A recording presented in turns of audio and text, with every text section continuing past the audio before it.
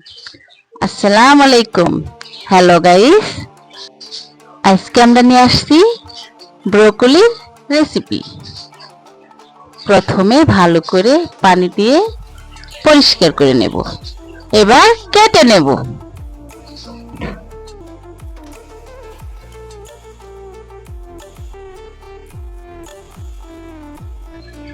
কি কি উপকরণ লাগে একবার দেখে নেই।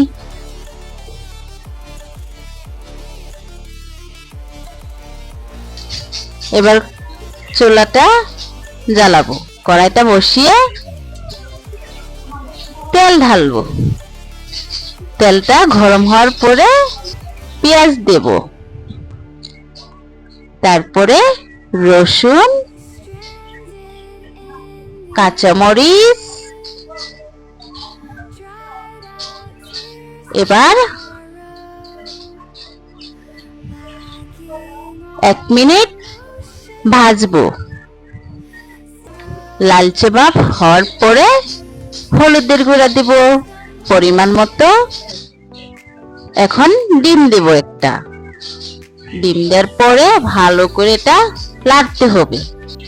1 মিনিট ডিমটা ভালোভাবে ভেজে এবার আমরা ব্রকলি দিয়ে দেব। 3 মিনিট ভাজার পরে সিদ্ধ হওয়ার পরে এবার আমরা খুলে নেব। এখন দেখেন কি সুন্দর একটা সুগন্ধ বের হয়েছে।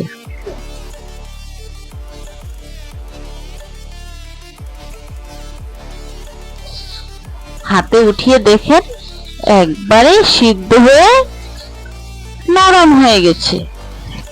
এখন এটা নামিয়ে নেব। আর দেখেন দেখতে কি সুন্দর হয়েছে, খেতে সুস্বাদু লাগবে। একবার আপনারা ট্রাই করে দেখেন।